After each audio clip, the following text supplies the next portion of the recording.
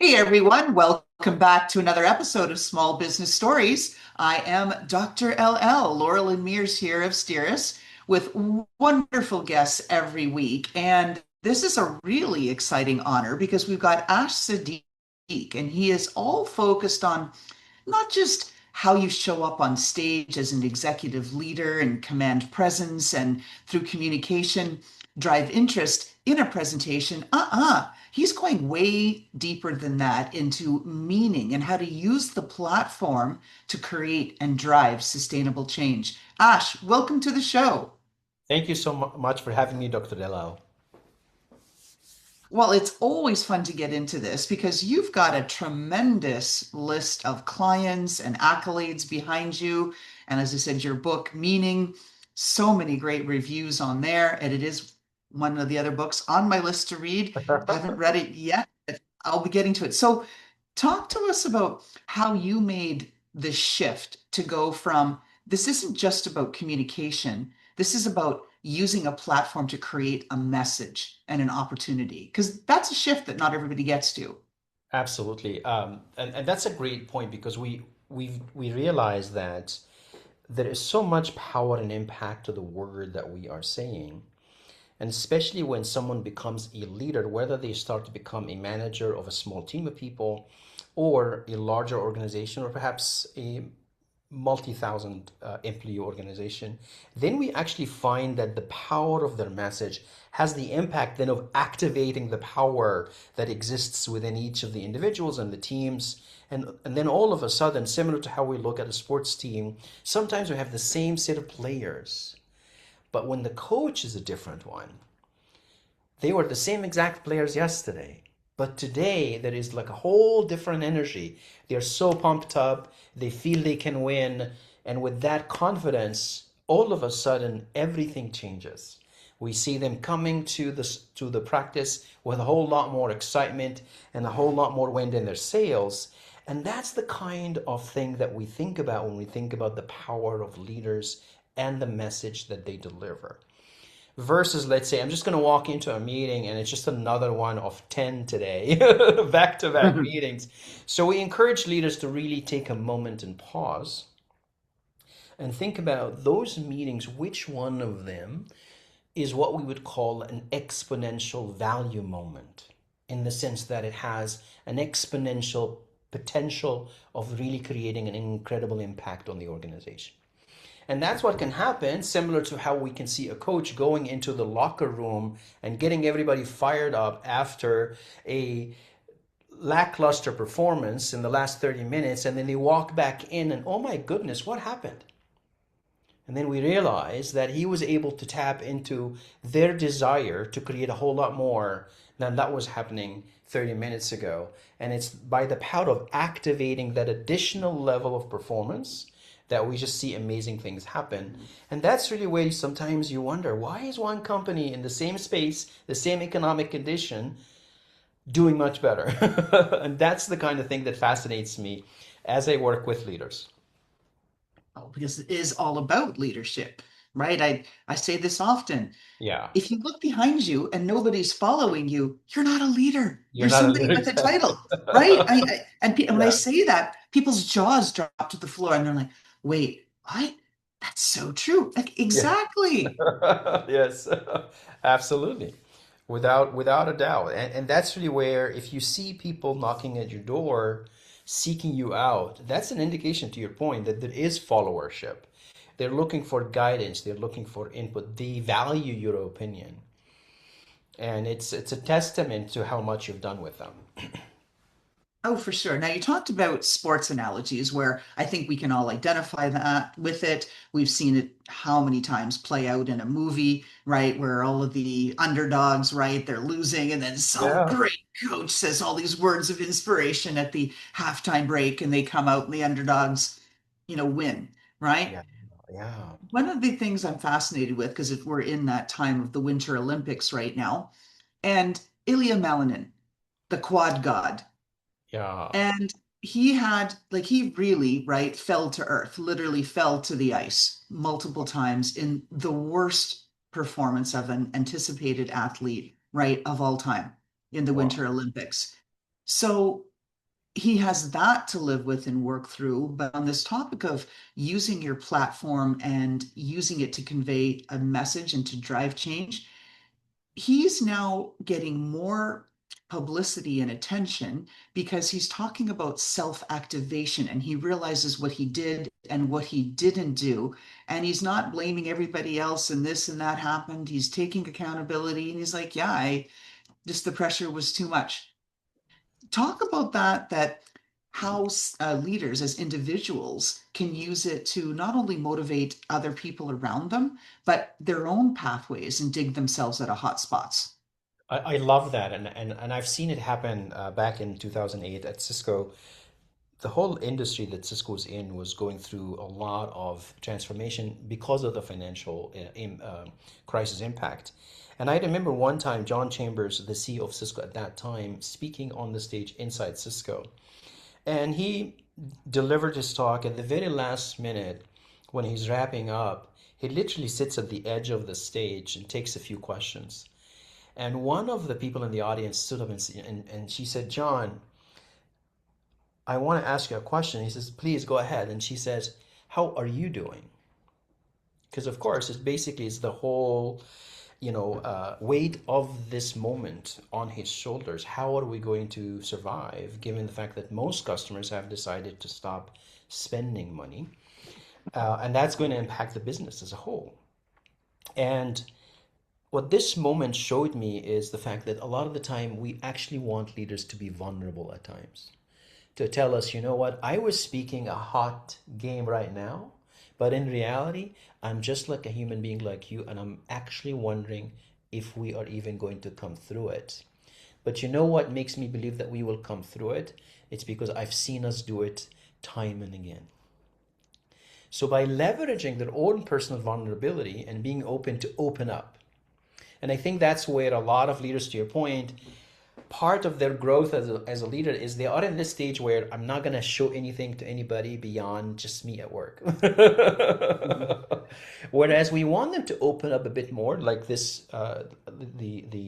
the player you mentioned, how they are talking about their own self-activation, whether or not they have done all the things that they should do. And that's part of what we would encourage leaders to do is open up a bit more, share some of the vulnerabilities, because that will show people that you are another human being like them.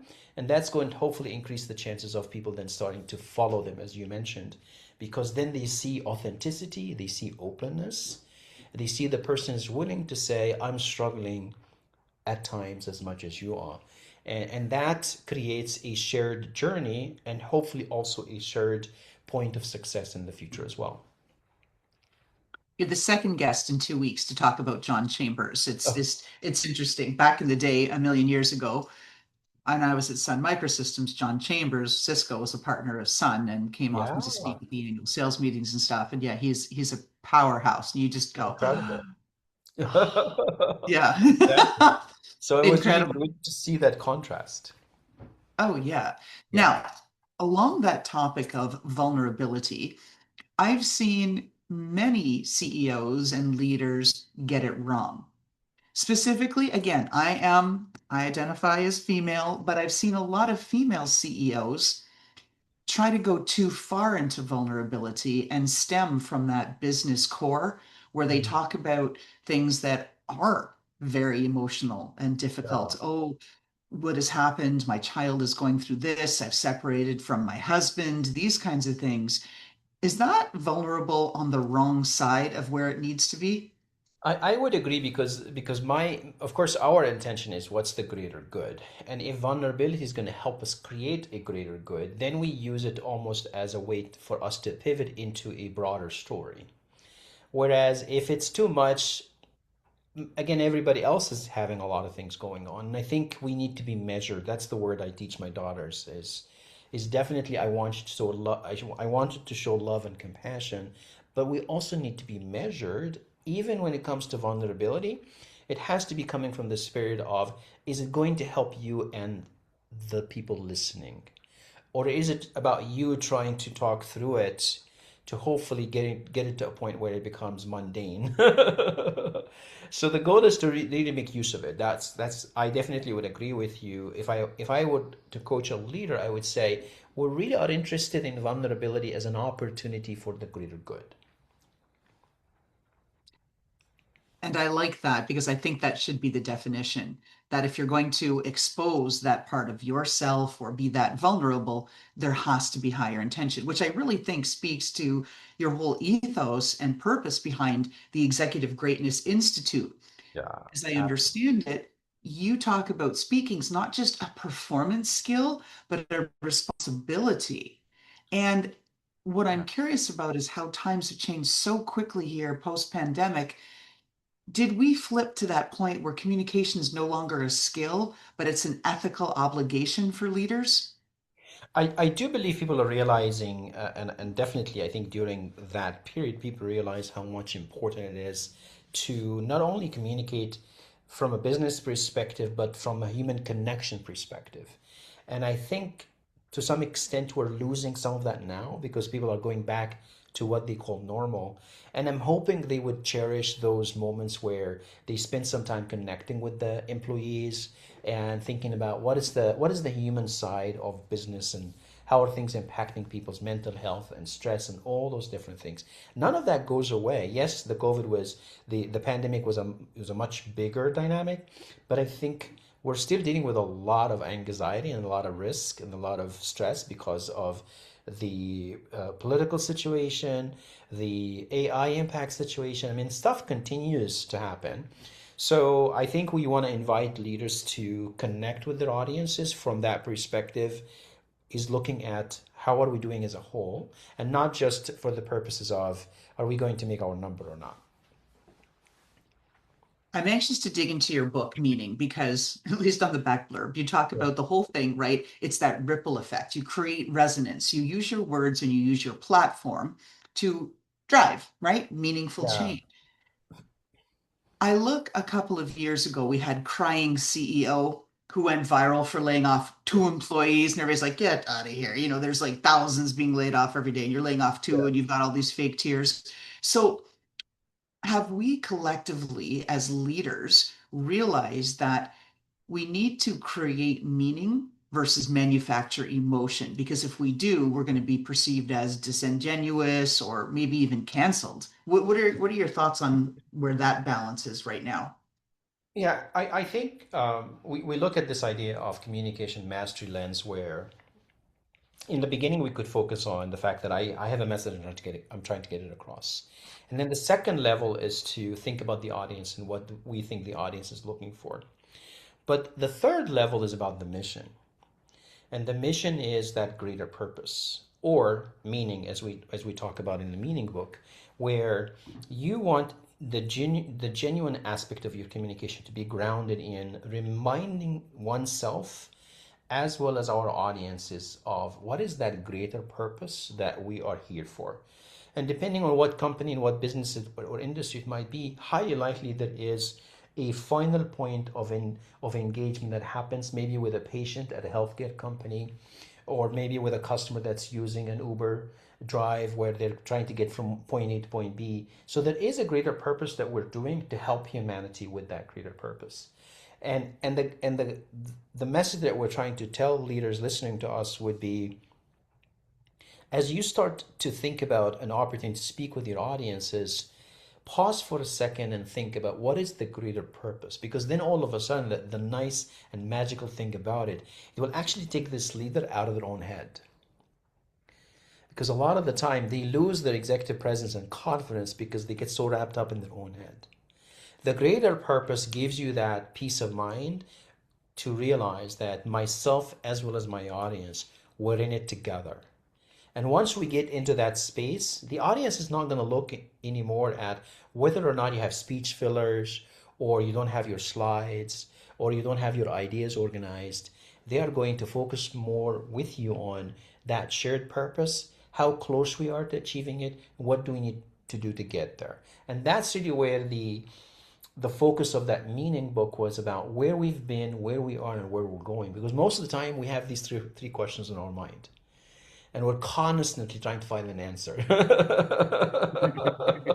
So, did you just give us like the entire secret where before you get on a stage or you have an opportunity, think, what's the purpose? And if you hold that as your North Star, everything's golden? Is that the Yeah. secret, Ash? It is the secret because it puts you in a space where, oh my goodness, we're all in this together, and then therefore what I need to do, I need to be myself because the audience is going to see through. To your point, if they fake something, within a split second, the human being has been given an amazing engine to detect if someone is not being authentic. So once you come in and you say, I put together this 15 slide deck. They have been coaching me in backstage to come out and talk to you, but you know what? I just want to talk to you. Mm. And then all of a sudden, amazing connection with the audience because then all of a sudden they realize he or she is coming to talk to us. This is not about looking buttoned up or scripted or delivering a corporate message. This is a human being to a human being conversation. And that's the Mm. kind of transformation that I help some leaders get to where they start again to get out of their own head. Because I tell them, you need to get yourself out of the equation. If you are still in the equation, we're going to mess up. Step aside. Step Let me take it aside. from here. Leave it to Ex- the professionals, That's right? right. Exactly.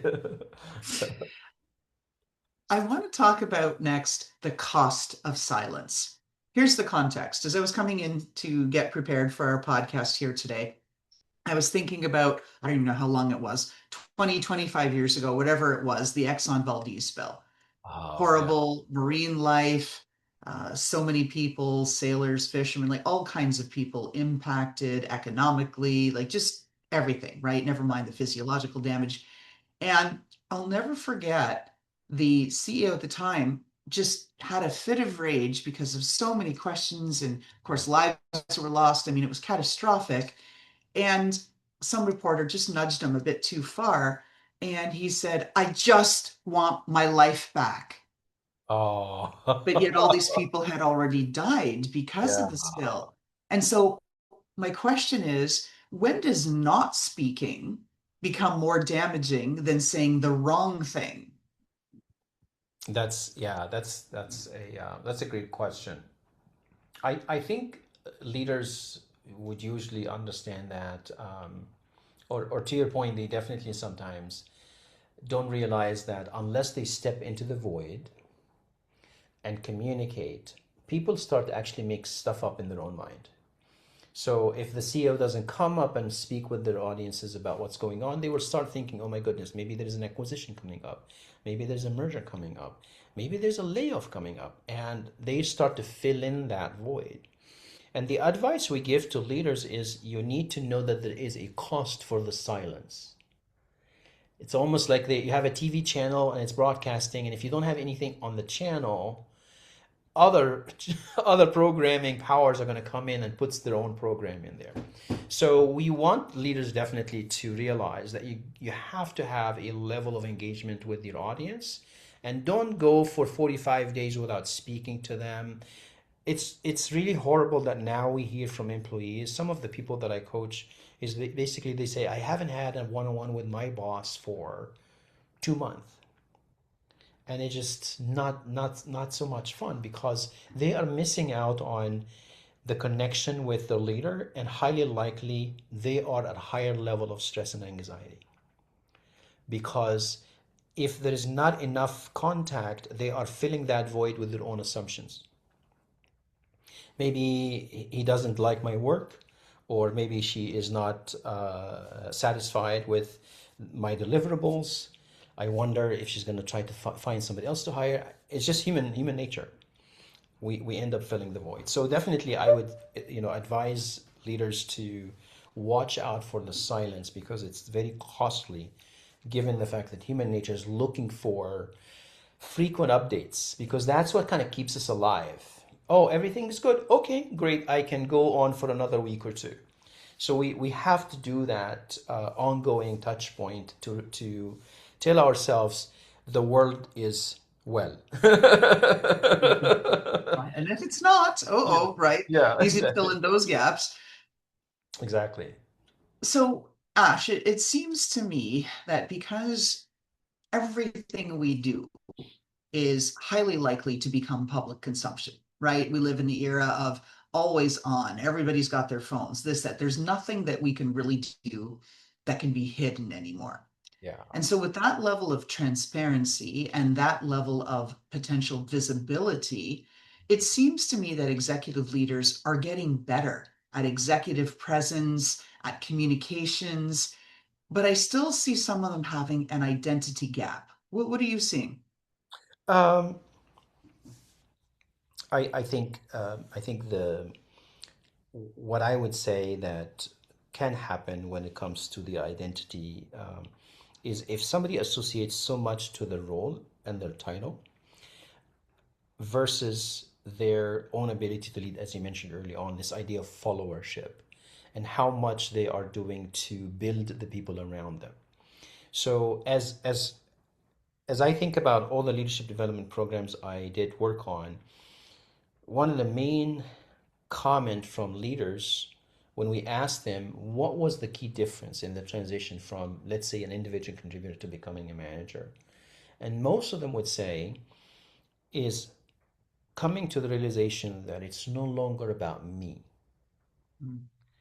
So to your point, if someone is still thinking about their own identity and their own visibility, we would basically tell them, yes, these are important, but you know what's more important is your impact on the rest of the team.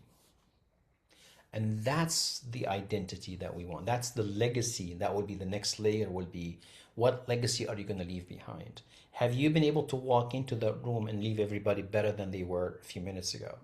That's the kind of impact leaders have.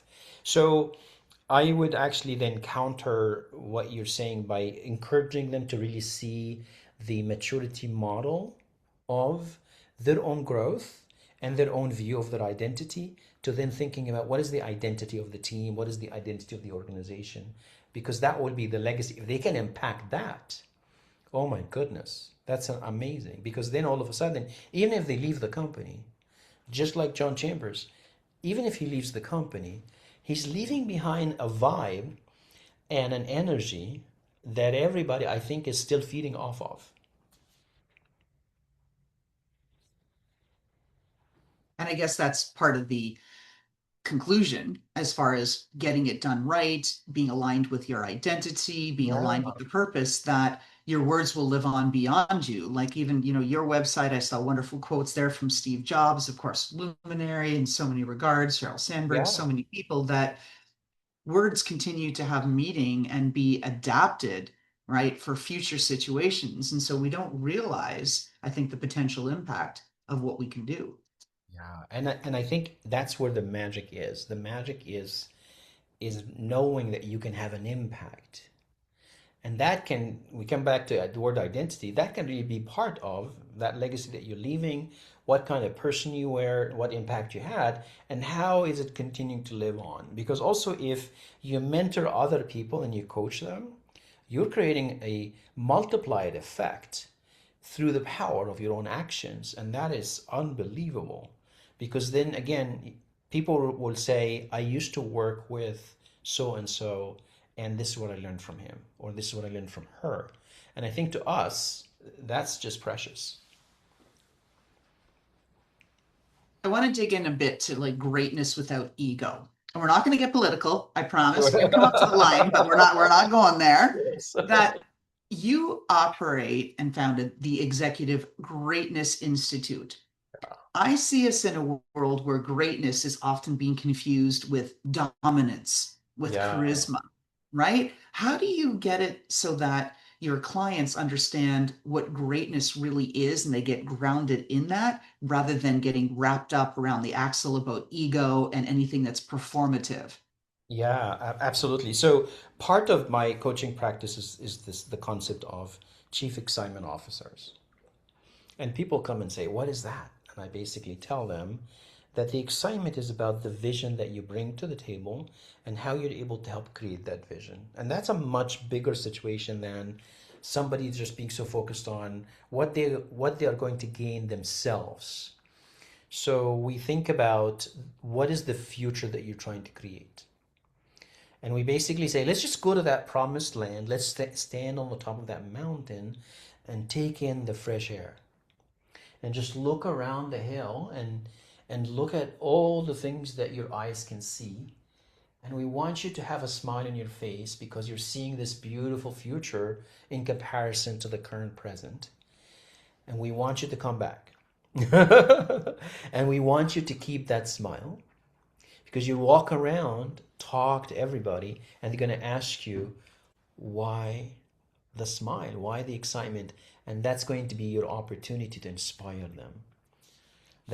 Things may be bleak right now, but what I want to get us focused on is, yes, we need to honor the past, take stock of our present and the wins that we have achieved.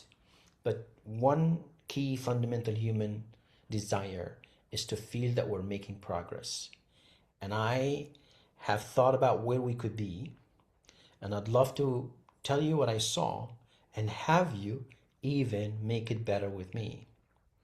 And then all of a sudden, we are creating a very inspired environment because even if things are not so good now, right now, we have now developed a vision for how things could be. So when we get up every morning, that's what inspires us. And that's what we need. It's an interesting dynamic.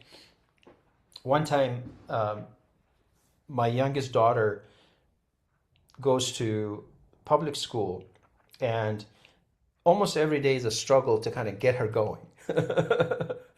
And then one morning, 5 a.m., she's like knocking at my door. What's going on? She's like, get up, you gotta take me to school. What's happening? Said, don't you remember my so and so friend? She's having this pool party, and I can't wait for the school to be over. Because Oh, so cute. she wants to go hang out with her friends. And that made me really reflect on the power of what's coming, the excitement of what's coming, and how much it creates desire in the present moment. And that's, I think, is the work of inspirational leaders. And as you mentioned, leaders who have followers. It's because they can see Dr. LL has somewhere to go. We want to go with her. Right. So they see Let's that hope that they future. do. Right. Yes, Yes. exactly. Yes, for In sure. in the context you just gave us, Ash, is inspiration synonymous with invitation? I think inspiration is more synonymous with that's a much better place to be. It's sort of creating a desire for something that does not exist right now. And of course, I do also like the concept of invitation because you're making it an optional invite. This is where I see we're going, and you can definitely help me shape it further. I don't want to make this uh, a foregone conclusion, but you can come in and co-create that with me even more. What I've done is some of the early envisioning activities, but I want you to come and help me envision this further with me and shape it with me. And that's definitely part of what needs to happen in organizations, because if people feel that your idea of the future is mandated, that's going to create resistance. And that's where we want to come back to this idea of desire. And one of the upcoming books is a book on conviction. Again, all about desire, where you need to go through the organization and tell people what you've got in mind, and then see if you can actually help develop the same fire in them. Because once they at least come to match you at the level of desire, then there is much more likelihood that we won't have a lot of resistance. And that's the thing that happens sometimes. If they feel that it's mandated and they are screaming and yelling, it's like, I just got here, I just got seated on the couch and you ask me to get up again. So that's human nature in action, where leaders need to realize there is so much resistance power in the system. And as much as they go out and talk and as much as they go out and inspire, they are reducing the level of resistance and increasing the level of people saying yes to that invitation. But that's why so many top-down change management efforts fail, right? Because it's thou shalt. go do this. Exactly. And right? And Yes. I am stuck on this invitation thing because in my head, how I heard it and interpreted it is the invitation is this is a potentially better place. Trust in me, come with me, Yeah. and let's go to this better place. But the part of the invitation I think that's key is that I'm inviting you to make the journey more exciting, Yeah, more exactly. wonderful, more special. You don't just Yeah, have to follow, you can be part of shaping and planning the journey, which I think is absolutely. where, like you said, where the magic really happens. And so I've kind of like, oh, note to self, stuck that in Ab- there. Absolutely. And it also creates much better velocity, speed of execution. Because to your point, if we haven't done that job really well, they are gonna just keep holding you back. They grab your clothes, try to pull your arm. Let's keep her here. We don't want to go there. And that's what we see organizational resistance in action to any of those change initiatives. So definitely, as much as you can, just be aware of human nature. Human nature is, I work so hard to get to where I am now. And if you're talking about a new destination, then we need to work together. And as to your point, open up the invitation and explain how can they shape the journey even more. Yes, which I think is a good segue for your workbook. You've got the strategic leadership planner. Maybe you can show our Yeah, audience, whoever's having the visual experience. Otherwise, you can describe the title so the audio absolutely. experience people can get it. Yeah, absolutely. So this was really inspired by what we were talking just about now, which is this idea of how leaders need to continue to communicate what the future is. And what this planner does, it gets us to actually do that on a weekly basis. We invite leaders to use the planner every Friday afternoon to sit down and think strategically, because that's the most shocking thing I heard was that a Harvard Business School study found that a lot of CEOs don't take a single day off. They don't take time. They are basically in the daily grind.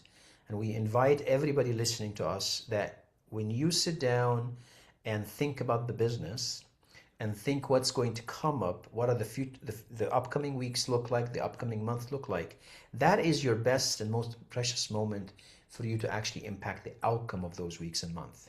And that's what this tool will ask you to think about: what you as a leader have to work on, what your team has to work on, what do we need to work on as an organization, and how do we then create that invitation, to your point, of getting others to believe in our cause and start to move with us in the same direction. Because otherwise, we could be all going in different directions. What this does, it helps you to reiterate, we have this shared purpose. Let's continue to stay aligned and make sure that the strategic backdrop for everything we're doing is connected. And that's what this book was inspired by. I was going around the country delivering a program for the American Management Association on strategic leadership. And then when I discovered this Harvard Business School study on the fact that leaders are rarely actually taking time to reflect on where the business needs to be, this ended up being part of what we are calling the seven practices of highly effective strategic leaders. And the very first one is taking time to reflect. Because if you don't take time to think, you don't really know what the opportunity might be. No, indeed. And you talk about American Management Association. I'm also one of the faculty touring the country. I focus on Amazing. transitional leadership, how people go from that individual contributor, how do they get their game up to That's that amazing. next level so that they can start Yeah, influencing others. absolutely, absolutely. And that's really what then it ties to, are they actually taking enough time to think Yes. about these transitions for themselves, for the organizations? Yeah, absolutely.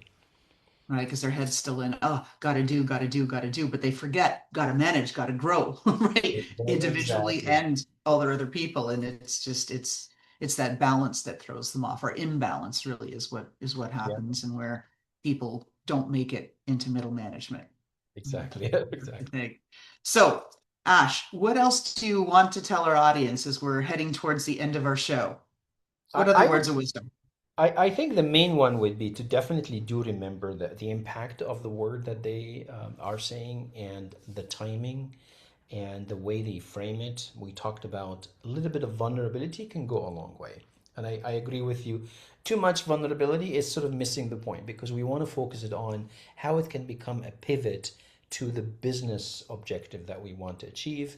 And part of the vulnerability story is the fact that, yes, we are human beings. We're all on this planet, hopefully to make good. And we are in this business to also create good for our customers. And remembering the power of the spoken word is amazing. And that's really where we want to encourage them to remember. It's an exponential value moment when it does help you create an impact. And would encourage them also to push back on their calendar, create some of those moments, and lessen those meetings where definitely there is not so much value coming out of those meetings, and think about maybe redesigning these conversations so that you can create some space for you to deliver exponential value moment conversations.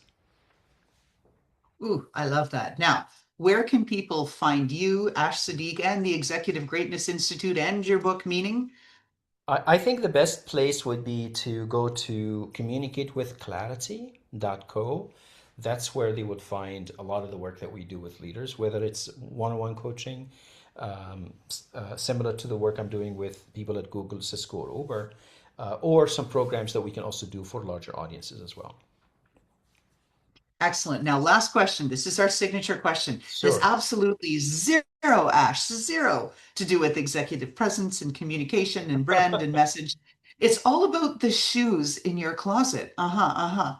The question is, if we got to peek into your closet and there was a pair of footwear, be it shoes, boots, whatever else, or something in your closet, accessory, that personified who you, Ash Seddeek, are and represent that to the world, what are we looking at and why is that so you?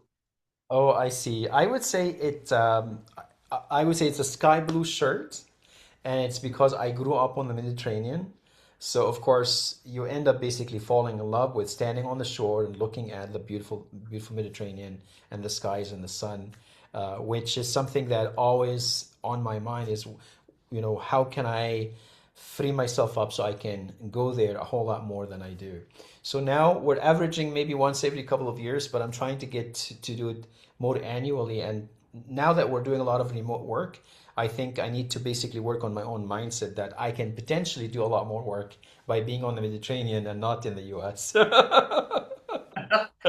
Oh, well, cheers to that. I wish you tremendous success and getting more access to Mediterranean blue because we're Yes. obsessed, right? It's a special, special kind of blue. Ash, thank you so much for being on our show today. Loved it, Dr. LL. Thank you so much for having me.